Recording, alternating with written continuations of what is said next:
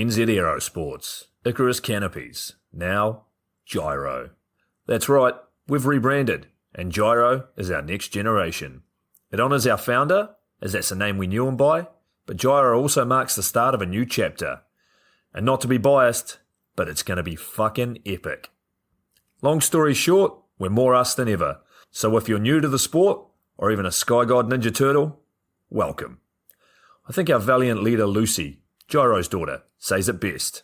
And we still got that fuck yeah attitude. Rebrand! Woo! Rebrand woo indeed, Lucy.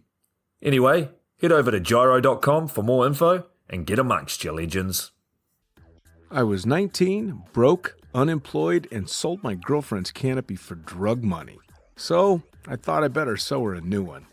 What a sentence, and what a story. This describes the humble yet outrageous beginnings of NZ Aerosports, the home of Icarus Canopies, in the words of our founder himself.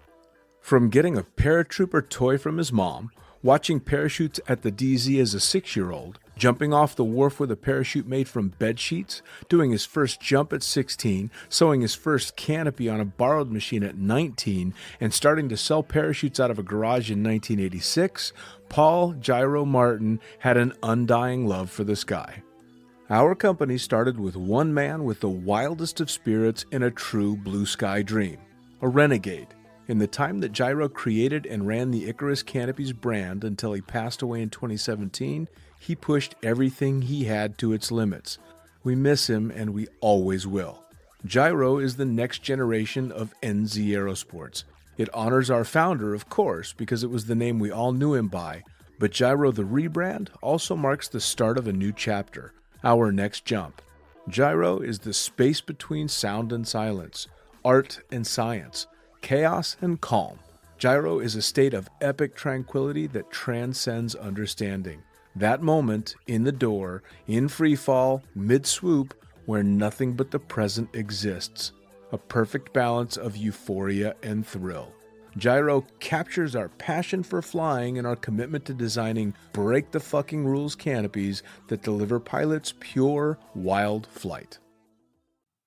Hey gang, so I got a new book out. It's called The Upside of Fear, and it's exactly what you think it's about. It's about the good side of, well, getting scared. In it, we talk not only about the science and biology behind fear, but the psychology as well. And it's not just coming from me, it's coming from some of the best in the sport. Omar Alhigelan, Jeff Provenzano, Maxine Tate, and so many more have contributed their sometimes terrifying stories to the book to help you overcome your fear. So head to the lunaticfringepodcast.com. You're going to find the link to the book there, as well as the other books. It's available in ebook, paperback, hardback, and audiobook right now. Coming straight from the cockpit, it's another episode of Lunatic Fringe with the fucking pilot.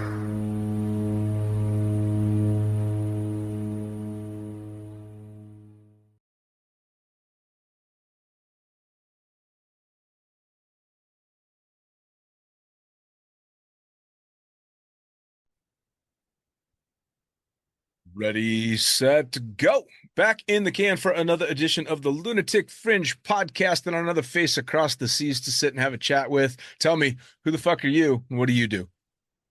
My name is Andy VanHandel, better known to a lot of my skydiving comrades as Bad Andy. That's a whole nother story. I'm a weekend warrior skydiver. I pretty much just jump on the weekends and at our little small boogies that we throw on our small Cessna drop zone. Monday through Friday, I'm actually an LTL truck driver. That's what pays the bills. It pays pretty well. So crazy hours, but we got to do what we got to do. Dude, I tell you what, that makes you kind of a kindred spirit to me, because I often said as a jump pilot, a longtime jump pilot, the only difference between me and a truck driver is 2 extra directions. And a few wheels, right? And a few wheels, yeah. But I mean, fuck, man, that's a lot of time in the seat. People have no idea what it takes to be in control of a massive machine like that for hours and hours and hours on end. I mean, to be fair, I'm a local truck driver, so lots of stops, lots of deliveries, lots of pickups, and get to deal with pretty much the same customers all day, which I really like, and It's a lot still, of man, fun. I mean, it's a lot of back and forth and a lot of shit to think about driving big machines. Yeah, that is true.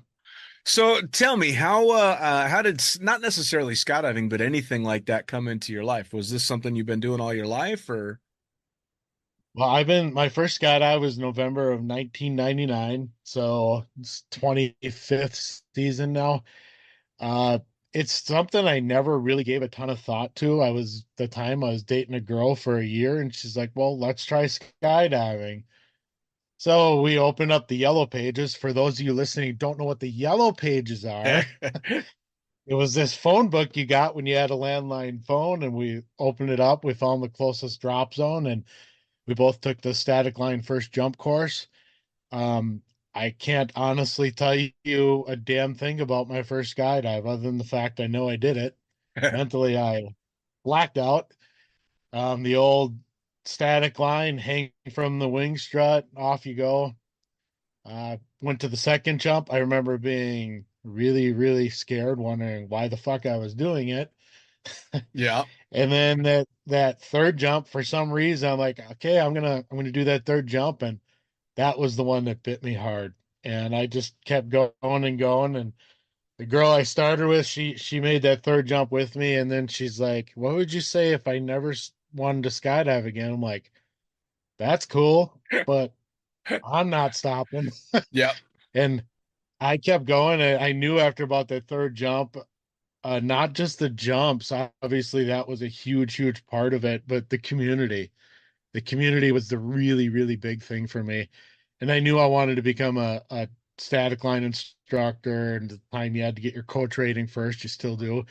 And then I got my tandem instructor rating when I had the jumps and the years in the sport, and been throwing drogues a whole lot more than sport jumps since, which, dude, sure. I'm totally fine with. I've heard on your podcast too that that's always your favorite type of jump. And everyone's like, why don't you do a fun jump? I'm like, brother, they're all fun, every one of them. I sit down at tandem, I got somebody to talk to on the way down.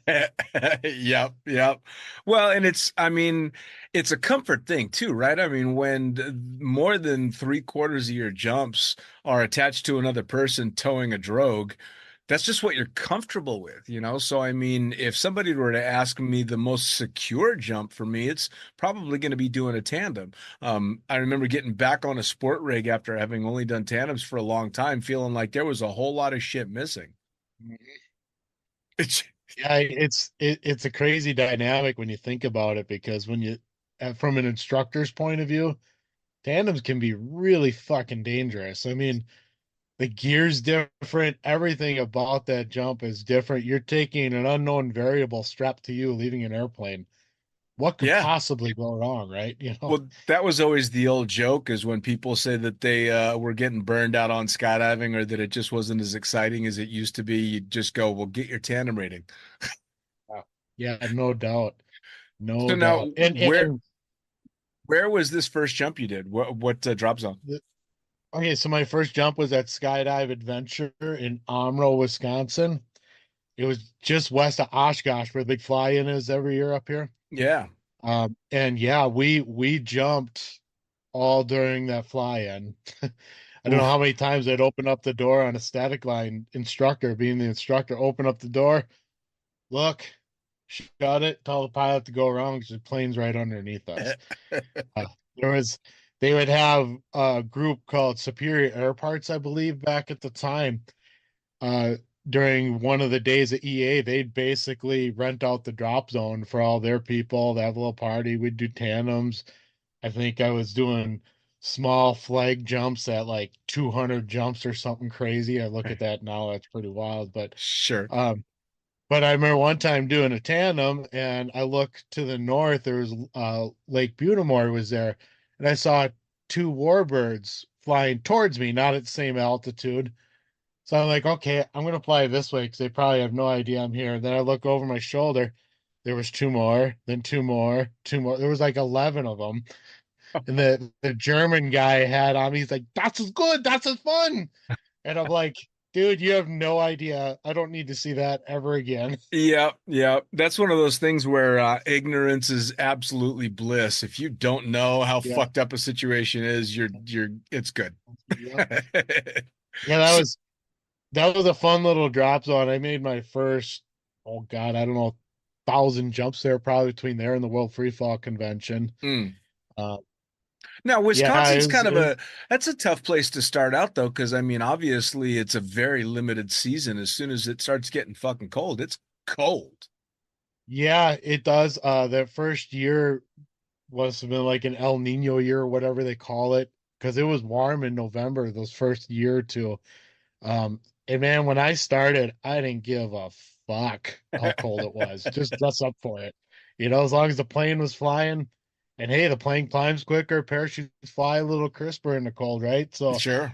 now I got enough jumps. I can take a winter off, and get back into it in the spring. There's something to be said for being a fair weather weekend warrior for sure, man, because you get to kind of pick and choose, and it's not holy shit, I got to get out and jump, and you get to shed a little bit of that I need a fix kind of mentality and go out and pick those days you really enjoy. Yeah, and I think it's what's kept me from getting burnt out too. Mm, Because after I left Amro after 6 years there, let's just say I had a slight falling out with the ownership. I mean, it's all water under the bridge now. It was years ago already, but I went up to a different drop zone, another 182 drop zone, and those last couple of years that they were open, I was the only TI. So every weekend, Saturday and Sunday, 10, 12 tandems out of a 182. So oof. at the end of the season, I was burnt out. Like I was like, okay, woo, season's done. Time to rest up. And that just kind of carried over into now where I'm jumping now. I have a few more instructors, so I don't get quite the burnout factor, but I still take the winters off, and I think that's what kind of keeps me from getting totally burnt out. Sure. Well, and for those that are out there jumping turbine drop zones that have no idea what a 10 load day in a Cessna is like, Mhm. man, oh man. And I look back I did the same thing when I was jumping for Skydive Las Vegas, and it was all tandems during the week. And you'd have a 10 tandem day and just be fucking destroyed. But Yep. cut to going to Cross Keys a bunch of years later, we were doing 25 a day every Saturday and Sunday and feeling fresher than after a 10 day, 10 jump Cessnas. Yeah. Yeah. It's you find muscles you didn't know you had. Oh, and And as I age, like there was a one of the Sigma tandem instructors group I'm on Facebook. This was a year or two ago. Somebody proposed a question about RSIs, repetitive strain injuries. And reading that was a lot of that stuff on there is kind of whatever it is, but that was a pretty educational one because I find myself now, okay, I'm going to put my foot this way on the step and move this way in the airplane, and just so I'm not so goddamn sore at the end oh of the yeah, well, workload. shit, man. I think the only thing holding me together are all the repetitive stress injuries linked together. It's just one big ow every morning. Yeah, I hear you, brother. I totally hear that. It's funny too because you can trace a lot of it back to stuff like that. I mean, the right knee takes a beating getting out of the door, the way you put your ankle on the step, your right shoulder, especially not just because it's the drogue arm, but because you're having to use it in the door jamb to maneuver out, all kinds of shit that you don't think about. And then you have these collections of bruises that don't fade for years because you just keep bashing into the same place. Yeah, that is the truth, man. My shoulders are what's taken the most beating on me. Yeah. This in the last year or so, I actually went into some what do they call it? Regenerative medicine. Mm, Kind of a new thing where they take your plasma and your stem cells, they inject them into the aching joints, and it's supposed to heal them up over time. So far, so good. The downfall to that, it's really expensive and not covered by insurance. But sure. you know what, man? If it can extend me for another 10, 15 years doing tandems, I'm good with that. Oh yeah, man. I finally broke down and had my first cortisone and what is it, that hydrololic acid shot into my right shoulder. So I'm halfway through the expected benefit part of that, and it's the best my shoulders felt in 20 years. But Yeah. obviously that's a temporary fix, and of course, like a lot of tandem instructors either do or will have, I have arthritis in my right shoulder. Again, repetitive stress over and over. And I'm told that the only way to permanently fix that is a fucking shoulder replacement. Man, I'm not ready for that yet. For me, I wanted to avoid surgery because I justify the cost of what I did because the cost of me having 6, 8 weeks off of work for a shoulder surgery recovery is pretty much the same. I mean, I make pretty good money driving, and I didn't want that time off. The surgery itself, that whatever it is, what it is the recovery that was kind of Sure, scary. sure. Well, I mean, who in the modern world has 8 weeks to just throw away? And very Mhm. few employers are helping with anything like that. And I mean, I'm certainly not independently wealthy, so having to take 2 or 3 months off to recover for an injury is just rough. Yeah, indeed. So now you will jump back a little bit again. You started out by doing your static line, something that I've actually only ever seen once or twice. I was lucky enough to do the tandem progression and then into AFF back in the day. Um, Especially because you've been in it so long, did you go through and you became a tandem instructor? Did you go through and get your AFF as well? Oh, I actually went to a pre-course. This was, man, 10, 15 years ago. Mm. Was in Ohio is Start Skydiving at the time. Gentleman by the name of Kip Lowmiller, when he was still doing rating courses. We took the pre-course, and I learned a ton in that 3 or 4 days in the pre-course, mainly of which I'm a bigger guy. I don't have the fucking range. I tried every style of jumpsuit. There was no way. Like I could fall slower, but I couldn't do shit.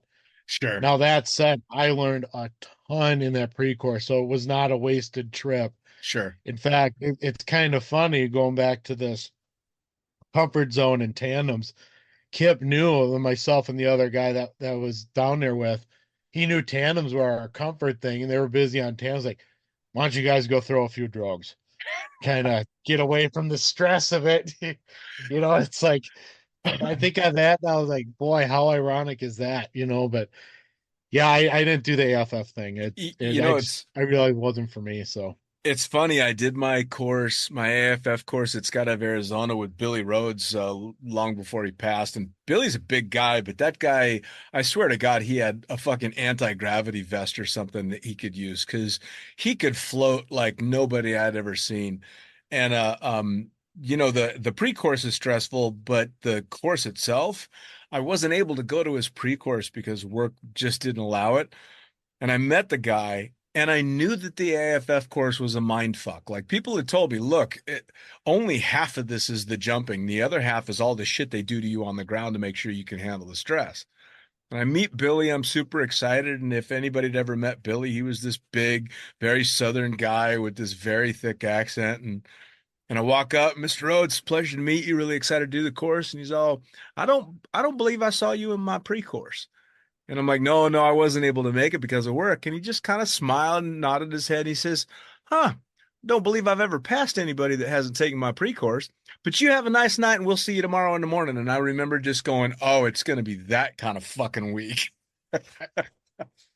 hey, skydiving really is a big mind fuck, isn't it? Oh, man. Well, and that's the other thing too, right? Is with tandems, I know I'm gonna take good care of that student. I know what I'm doing. I've seen and done enough to know that I'm a proficient tandem instructor. But with AFF, there's a whole new roll of the dice there that you just might not be able to do what needs to be done, and that's some shit. Yeah, no It doubt. it's definitely. So you went through, and I mean, obviously in a smaller Cessna drop zone, it takes a while to build up the jump numbers to go out to get your tandem instructor rating. So what was your progression like? made my first jump in November of 99. I got my tandem rating in October of 2003. I was lucky enough when I started, the drop zone owner in Omro there, Bill Hassenfuss, I don't know if you've heard the name or not, but Hmm. um, somewhat of a local legend in he retired in 2015, I believe, with 58 years in the sport. Wow. Um, anyway, so in 2003, I got my tandem rating, but I was lucky enough in the beginning that let's just say I put a lot of jumps on credit there to the point where I got pulled aside like, you got to pay your bill. Like, okay. It was quite high after going to dad saying I need a little personal loan to pay the bill. Finally, a tandem course came around in Skydive, Michigan, which was a smaller drop zone in Marshall, Michigan. And I drove over there for the weekend, took the tandem course, and I initially got my tandem rating on Strongs Mm. on the old set 400s. Yeah, man. Lots of toggle pressure, man. Um, but yeah, I got my initial tandem rating on the set 400s. Had I don't know, my first 500 or 600 tandems were on those.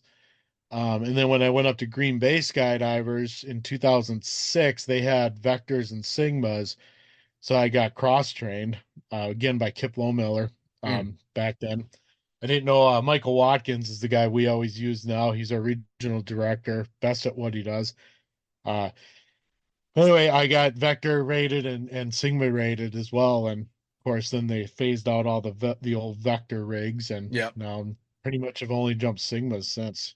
I did my initial course on the Vector and probably my first 1,000 tandems on the old Vectors, and of course back then they were the shit. I mean, we were flying the old F111 360s, 421s, and 500s, and every one of them. And Easy 384s. yeah, man, everyone was a guaranteed fucking neck breaker, but you just didn't know any better. And then I transitioned over to Strong, and going from the old Vector to a Strong, oh, it was heaven. Oh yeah, you're sitting head up. You throw the handles out the door, and you're just basically wearing a sport rig, and it was just I really I really enjoyed the Strong. The only thing that I didn't like was you'd always constantly have to retighten the laterals to get them. I liked them really, really snug on me. That was my personal preference.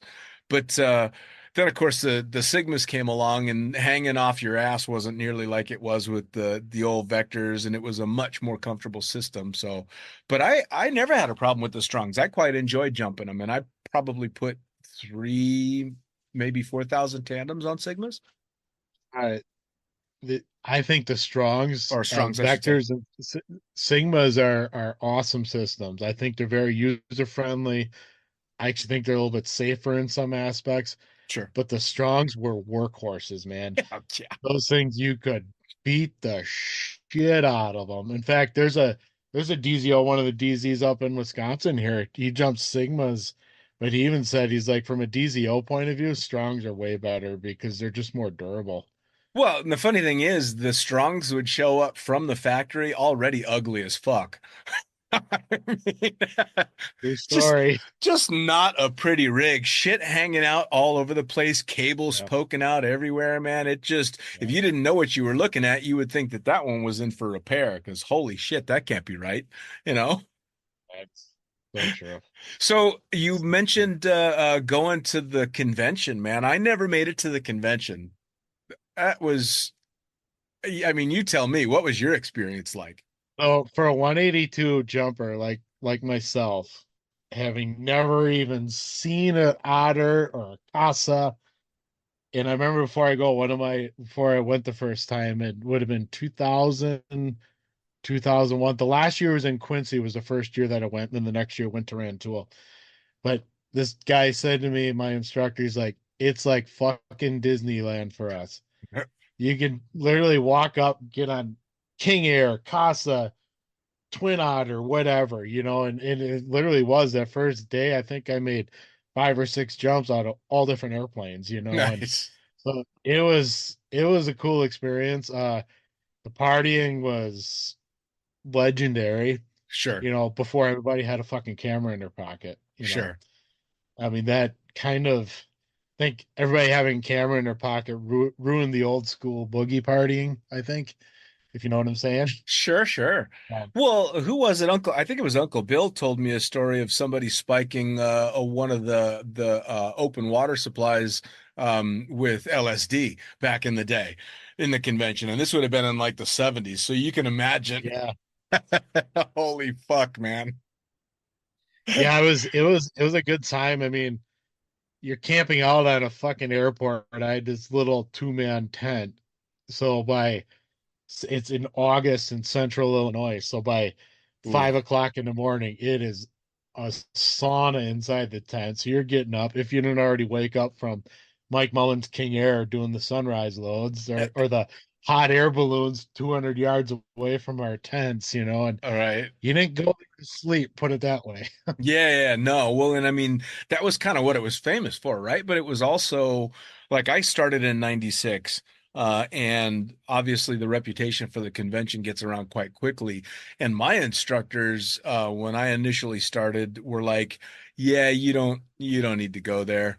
Like it's pretty fucking hardcore. Like a good year is when only one person goes in." And I'm like, "Whoa, whoa, I don't, Yeah, yeah, we always camped out near the swoop pond and we saw a couple people hit hard and one of our guys that from our DZ was an EMT. He ran over there, helped him out of the pond and helped him into the ambulance and he came back and he's like, he ain't gonna make it.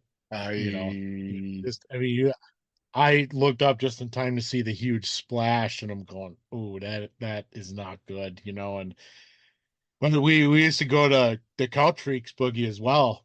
Went there 2 years, and you probably don't need to ask me what happened there because I Sure. don't remember much of it either year, Sure. just because it was 2 weeks after the convention and I didn't have any money, but I sure did party those 2 years. I mean, Oh it was yeah. Well, I mean, that was yeah, it like was the whole 2 years I did Cross Keys. We didn't need to go to the big party boogies because that was just our drop zone. I mean, it was you didn't have to go anywhere for that. So believe me, I definitely know what it's like to go, what the fuck did I do last week? yep, yep, been there. And I'll tell you what, I love being on the backside of it and having lived all those experiences. I wouldn't want to do it again. But I'm also thrilled to see the level of safety and professionalism has ratcheted up so much over the intervening years that I don't think those out of control parties coupled with the jumping are possible anymore. I think you can go party your ass off or you can go jump your ass off, but I don't think so much of both happens anymore. Yeah, I would agree. Like I'm at a small drop zone still, small little club drop zone, and one of the safety and training advisors, one of three there, and we police it pretty well. I mean, police is I don't really like using that word either, but Sure, we watch everybody pretty well, and we it's literally a second family to everybody. So we're always scratching each other's backs and looking out for sure. each other. Well, I think the mentality is do what you're going to do, just don't expect to be able to get on the airplane tomorrow. And Yeah. so, and that's just common sense. I mean, Summerfest now is arguably the biggest boogie on the planet every year, but Summerfest also has an amazing reputation for safety and for people taking care of each other. And I know a lot of jumpers that go to Summerfest with absolutely no intentions of jumping. Like, I'm not going to Summerfest to jump out of an airplane. I'm going to be on a raft in the middle of the pond until the sun goes down, and then I'm going to be out of control. Or it's I'm going because so and so is load organizing and I want to learn everything I can and I'm going to jump my ass off kind of thing, which is super cool.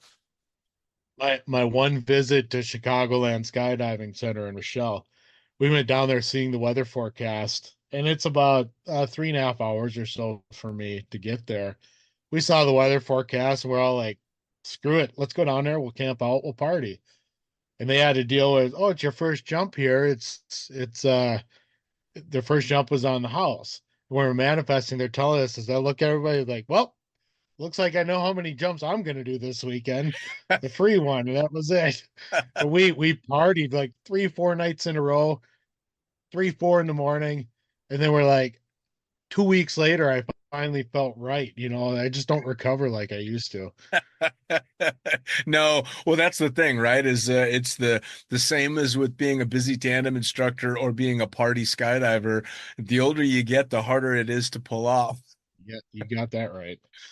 So, hey, when we initially talked, it was because you had a bunch of really cool events and some stuff that you represent going. So I wanted to definitely not glaze over that, and I want you to tell me all about this stuff. All right. So in 2015, we started an event called Freedom Freefall. Every year that we've done the event, I sent an article to parachutists to the point where Laura, parachutist editor, she looks forward to the article every year, Nice. and um, so a little backstory to the event. Back in 2013 or 2014, I'm not a big believer in that fate and the stars align and all that, but I met a female student skydiver up at Green Bay Skydivers. I'm gonna withhold her name because I don't know if she wants, whatever, Sure. but um she had lost her fiance to PTSD suicide. Hmm. Her fiance was a veteran. Um, she used to live in Colorado. She made a skydive to memorialize him because he was airborne and all this. And she's telling me the story. I'm like, wow, what an incredible story. Well, she had learned that skydiving was her therapy. Hmm. Like, wow. So we just started talking, and I didn't know a whole lot about the veteran suicide rate or the or any of that stuff, PTSD, and we just got chit chatting. In the meantime, Green Bay Skydivers actually closed its doors. We had kept in touch, and then she hooked up with a group called HOOAH. It stands for Helping Out Our American Heroes. Hmm. Anybody that knows anything about the Army, HOOAH is an Army slang. It's the Navy and the Marines. They got hoorah. The Army is HOOAH. It just happens that Helping Out Our American Heroes. They've got chapters in a couple different states. Anyway, long story short, I got in contact with the drop zone where I started skydiving in Amro, and they knew they were getting set to retire, but it's their last couple of years. So we talked a bit. I was already jumping there on pretty much every weekend. Well, HOOAH organized, they got in touch with the VFW or the Legion, American Legion, in one of the small towns down there. And they gathered up 9 veterans to make skydives at the total 100% paid for cost of this organization, HOOAH. Hmm. And that first year, I'm driving out to the drop zone. It's August. It's hotter than hell. I'm going, man, this day is going to be miserable. I'm the only instructor. I got there. There were 9 veterans from 6 different wars that day that I was taking. And I was Wow. told this. And in the meantime, prior to this, I watched the movie American Sniper, and the whole veteran PTSD thing is portrayed extremely well there. And it's Sure. a real thing. 20 veterans a day are taking their own lives. Hmm. So going back to the drop zone armor, we had a couple media outlets were there covering this, and the jump I was the most nervous about was a 95-year-old World War II veteran Sure. who was a Marine paratrooper. And that generation, man, you cannot rattle those guys. He was calm as a cucumber in the airplane and on the whole jump. Meanwhile, in my mind, I'm going, don't fucking break him. Don't break him. That's all I could think about. But I had called one of my comrades from Green Bay Skydivers. He was my camera flyer for years. He hadn't jumped in a while. He was getting set to get married the following weekend. So I called his fiance and like, you got to let Eric come out here. I need his help for these jumps because we've done a few of these special needs jumps, with their legs and Sure. everything. And I tell you, and then so that we had 9 veterans covering 6 different conflicts from World War II all the way up to Iraq and Afghanistan. And meeting these veterans and seeing the camaraderie with these veterans and going, wow, we can really help these guys because a lot of these military guys they just need camaraderie. A lot of them don't even need to make the jump. They need the camaraderie that they had in the military, which, as you know, can be offered with skydiving. Sure. It's so similar and so close. So after that first day, I went home with tears in my eyes, not because I was tired and I was sore. I was, but I called the president of this HOOAH organization. Brother, we're doing this every single year. If I have to sell drugs on the street corner, we're going to do this because it costs a ton of money, right? Of I mean, course. to throw 10 people out of an airplane, and then the following year we had a jumper from the triple nickels. Triple nickels was one of the last segregated units in the army. Wow. He was in the army from between World War II and Korea. And when he walked out that day, he had his full jumpsuit on with all his airborne patches. I'm like, that's our guy. I didn't even meet him yet, but I knew that was our guy. And the following year, I think we put up 32, I want to say, out of a Wow. 182. We had a couple different instructors too. I wasn't the only one, thankfully. Sure. My skydiving friends gave me a lot of shit about not shutting up about the event. And it's a good thing, right? Yeah, man. Um, Because what? so Skydivers after never fucking talk? Oh, come on. right? So after the second year, the drop zone at Omro closed because the owners retired. So I went down to Seven Hills Skydivers, where I am currently. It's a club drop zone, so there's a president, a vice president, all that. And I went up to the president at the time, and I said, "Dude, Freedom Freefall needs a home." I said, "If it's not going to be here, it's going to be someplace." He's like, "Dude, let's do it here during the fucking boogie." Like, I love that idea. We would have the head to the hills boogie, we called it, where we bring up CSC's pack up for 4 days. So we did it there, and like called up HOOAH. He came down. The president of HOOAH is like a big triathlete, marathon. He's still military, and he was down in Madison for triathlon or whatever. And he checked it out. He's like, "This is cool, man." He's like, "All I got to do is book them." So I think we did like 30 some that year, and it's been so the next few years it was just at Seven Hills during the boogie. 2020 with COVID, no one knew what the hell was going to happen because of Sure. COVID. Once we figured out everything was a go, we called HOOAH up, and HOOAH's like, "We want to expand this thing to other drop zones." Mm. Like, that's fucking awesome, right? Yeah, man. So in the meantime, friends of mine opened up the drop zone that was at Green Bay Skydivers. It's under a different name now called Skydive Freefall Adventure. I call him up right after that phone call. I said, "Dude, what do you think?" He's like, "We're in." Didn't even finish my sentence. He's like, "We're in." Perfect. Well, then in the meantime of that year, National HOOAH got wind of this, and then it was at like 6 different drop zones that same year. The other drop zones, there was one or two veterans, and they kind of just cycled them through like regular tandems. Sure. So we've scaled back to just the 2 drop zones because we want to make it a special event Sure. for the veterans. I don't know if you can see this pin on my hat here. Yes, It's I basically can. an airborne pin with a HOOAH logo, and that was the thing from the first event. The jumpers come down, we pin them like they Oh, do in the military, and sure. so the second year of the event, we invited the veterans that jumped the first year to come back for this sole purpose.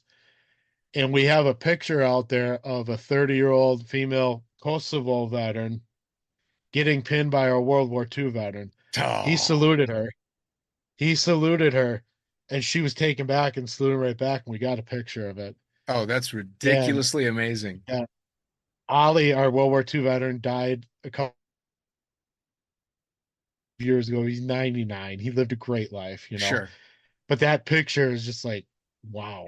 Like, it's not It's just the jumping. You know what I mean? Well, and from your perspective too, I mean, beside the fact that obviously you're helping raise awareness and you're helping each individual guy, just for you on a personal level, I mean, I know I I don't consider myself a World War II expert by any means, but I definitely consider myself a bit of a buff, and there's a reason they called those guys the greatest generation. I mean, they just, man, the shit that they did and the shit that they lived through, and to come back and to keep it together and go on to live these full lives, having to hide all the horrible shit that they had to deal with and not having but anybody to talk to, for them to be able to round out their lives, finally realizing, hey, it doesn't have to be that way for everybody that comes behind me. What a great way to wrap things up. And when a guy that lived and fought through World War II passes away at 99, it's hard to be sad, man. That's just an amazing, wonderful life that guy, got to see that much of. Yeah. So when he passed a few years ago, his, I don't know if you want to call him his caregiver, she worked at the McDonald's in Berlin, Wisconsin. Berlin's a tiny little small town, Wisconsin town. Hmm. She said to me, because one of the points we've made since the first year is we'd make a nice edited video for these guys. And the first couple of years we would put on there where they served, the years they served. We haven't done that because, quite frankly, this thing's grown into a monster and there's a time factor. Right. But we gave these guys DVDs. DVDs are another thing in the past, but we gave these guys DVDs. But this woman calls me up or messages me saying, Andy, you have no idea how much that jump meant to Ollie. I'm like, really? Because, dude, I'm just throwing drugs, right? That's kind of the way I look at it. Sure. She's like, no, no, no. He came into McDonald's every single day for his coffee clutch group. I had to bring the computer to play the DVD on, but he kept on saying, I jumped with Bad Andy. I'm like, I think about this now, I get a little choked up because Sure. it's so powerful. It's like he's this guy from Neenah, Wisconsin that it's my purpose. It's totally my purpose in this sport now. And um, we're this year we're going into our 10th year. The last 3 or 4 years, it's been at Seven Hill Skydivers and at Skydive Freefall Adventure up in Pulaski, which is just west of Green Bay. And we've put up, my wife actually told me, she kept track, she does all the videos. We put up 236 veterans in the 10 years. Wow. I'm friends with a lot of these vets and seeing how it's changed its life. One of the veterans we took the second year, he was Afghanistan Marine Corps veteran. A few years ago, I was at the annual ruck march that HOOAH does. It's a 20-mile ruck march that you raise. That's their big fundraiser. They'll raise $150,000 in this one event, so they can Sure. do the skydiving stuff and whatnot.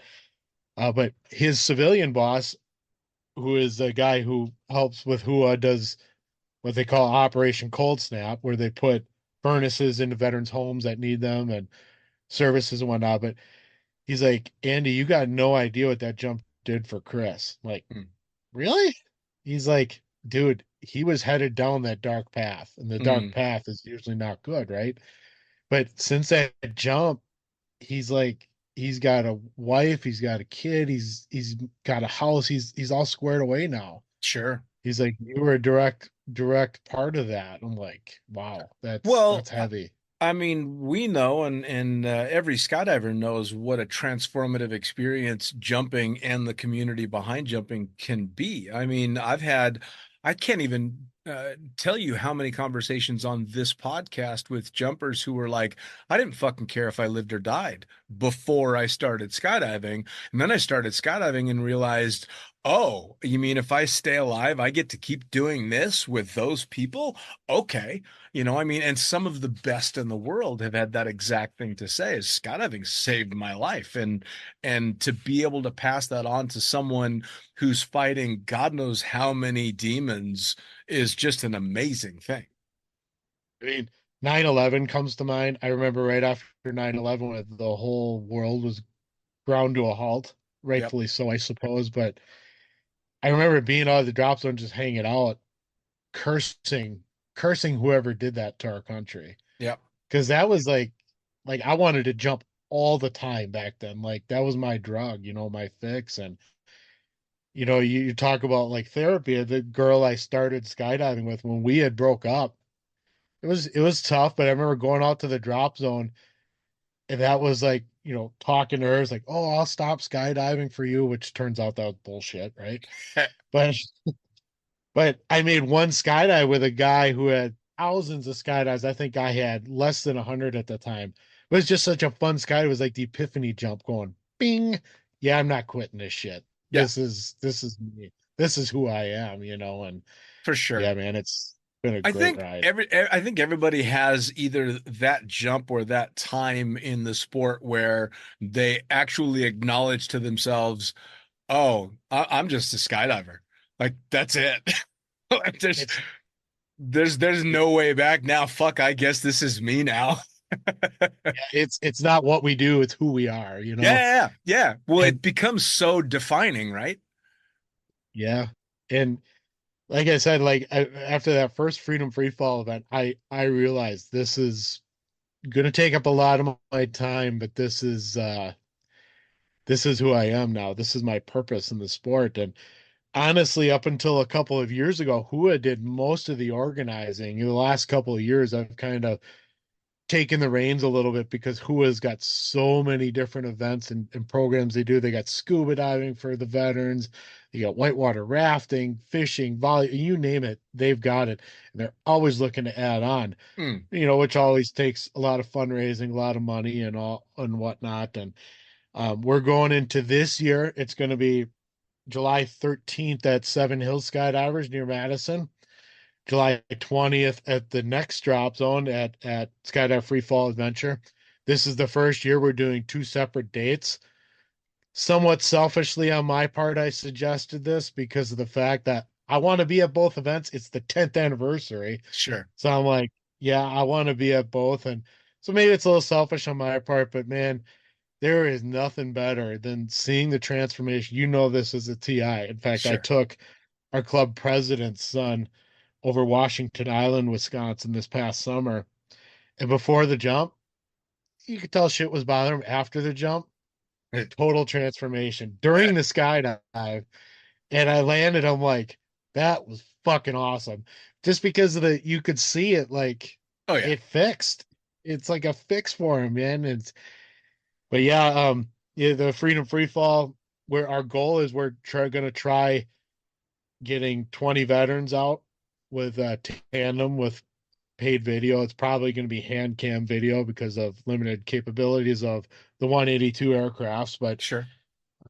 yeah, so our goal is 20 veterans at each drop zone. We've never hit 40. We've come close to like 32 or Sure. 33 one year, but yeah, we're pretty stoked about it. We got an incredible team helping out and planning this thing.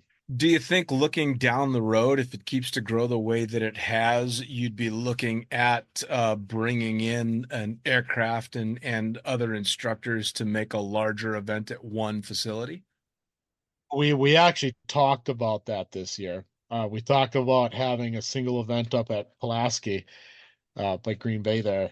And we were actually chatting about it before last year's event. We were talking about bringing in it was just smaller than a caravan. I can't think of the name of the airplane right now, but um, we talked logistics because obviously that costs quite a bit of money. Sure. But then HOOAH has to approve their budget for all of their events, and they're Sure. they're paying for this whole thing. So they couldn't approve a budget until January Mm, this year. So we thought, let's scale that back just a little bit. But because it's the 10th anniversary, let's split it two different dates, two different drop zones. I think that'll be fun too. And for sure. Oh, um, absolutely. and as you know, 20 tandems out of a 182 it's a Uh, pretty big feat too. It's a So huge day, man. That's a huge day. You'll have to, for next year, you'll have to put the screws to either Rook or Doug and get him to send a big plane for you for gas money. Come on, fellas, you can do it. we were talking with Keith down at Skydive Midwest, There you just go. south of Milwaukee there. That's who we were gonna get one of his planes, but there's so many logistics involved. And I said to the DZOs up at Skydive Freefall Adventure, I said, I don't want you guys to lose money on this. That's not the name of the game. Money's obviously a factor. So Sure. our screws are always turning for sure. And it's funny you mentioned Rook too, because Seven Hills Skydivers in February, they jump onto Lake Mendota, the frozen lake, and right in front of the state capitol.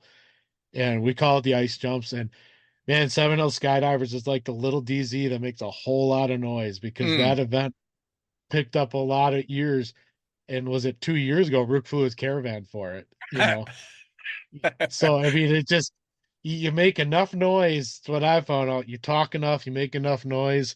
Skydiving community is really fucking small. I've And never really met anything generous, man. so big but so small. And yeah, generous. Yeah, no doubt, man, no doubt. I mean, I've seen over the years, just as you have, so many different charity organizations and charity jumps, and Doug and CSC do a big one for multiple sclerosis, and obviously drop zones across the country and around the world do big charity events. A lot of the British skydivers that I've had on made their very first tandem skydive because they were raising money for charity events to go make their very first jump ever. Like that's a normal thing in the UK. So clearly, reaching out for definite worthwhile charities is something that skydiving has always been a pretty big part of. So who knows, man? I mean, especially with somebody like Rook that I know has been involved in a lot of amazing stuff, and Doug that's done it as well. You never know what's going to happen, and different ways that it can get financed, or different raffles and events that they can have at home to be able to cover their costs to be able to do stuff like that. So I mean, who knows For what the sure. future holds, but as it stands, you're still 40 different veterans out of a 182. Holy shit, man, that's some proper work and an amazing event. Yeah, we're excited about it. At Seven Hill Skydivers, it's just me and two other TIs that can do the hand cam video. Sure. We got another TI just got her rating. But obviously she can't do the hand cam video. But at Pulaski, I think they've only got one or two TIs, so I'm sure I'll be hucking drugs that day too, gladfully so. I, And I my would. my wife, I have to mention this, she does all the video editing for these. We do a special edit. More so they've got a universal product, you know. Sure. Um, the military is all about uniformity, you know. So Yes, there is no doubt about that. So, hey, as we get towards the back side of the hour, tell people how do they find out more about your specific event? How do they find out more about HOOAH? If they just want to come out and make a tandem with you, or if they want to chip in with all this going on, how can they reach out? and so I'm also a board member on a group called Veteran Skydive for Life. We're kind of messing around with our 501c right now, but we do another event in August at a different drop zone. It's much smaller scale, but same concept, same idea. I was asked in 2019 by the founder of that organization, Jim Osterman, if I wanted to step on the board because he knew my history with Freedom Freefall. So same cause, same team, same battle type thing. And also, we have a Facebook page called Freedom Freefall. All the information for the events is on there. You can find me on Facebook under Andy VanHandel. Nothing fancy there. Um, and HOOAH, HOOAHWI.org is where you can donate to all of HOOAH's causes. You donate on there, all the money goes to them, and they put it into all their different multiple programs that they have going on there too. With Veterans Skydive for Life, we also do a charity ride in Michigan. I believe that's in July this year, the end of July. So, Awesome. yeah, all those. I encourage people. I mean, if you see a veteran, a lot of them don't like hearing "thank you for your service." Some veterans don't care for that, but just acknowledge them, Yeah, and realize that if they're being an asshole to you, be kind. You don't know what they went through. sure. Um, There's something I'm else a there. veteran myself, but I'm a 6-year National Guard veteran during peacetime pre 9/11. Sure. So I never got deployed or anything, but some of these veterans sometimes they just need somebody to say hi to them, acknowledge them. We get all the time. We get the Legion guys selling the poppies, at the local gas station, and their face lights up when you just shake their hand and Sure. say thanks. Yeah, yeah, for sure. It's good stuff, Now man. to So wrap things up, where the hell did Bad Andy come from? yeah. So I don't know if you remember late 90s. A lot of people don't believe me, but Domino's Pizza had this campaign with the Bad Andy character. If you don't know it, Google it. It was this little brown Muppet guy that stole everybody's pizza. This isn't because I'm a bigger guy, okay? It's got nothing to do with that.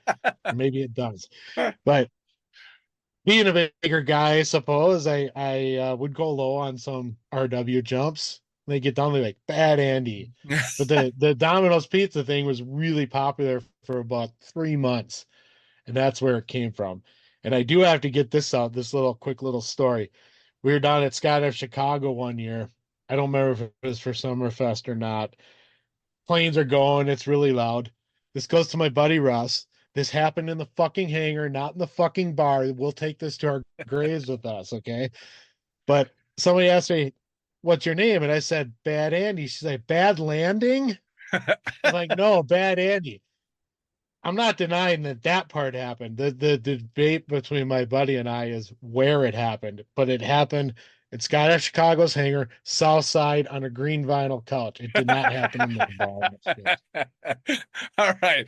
Absolutely understood. We've both agreed.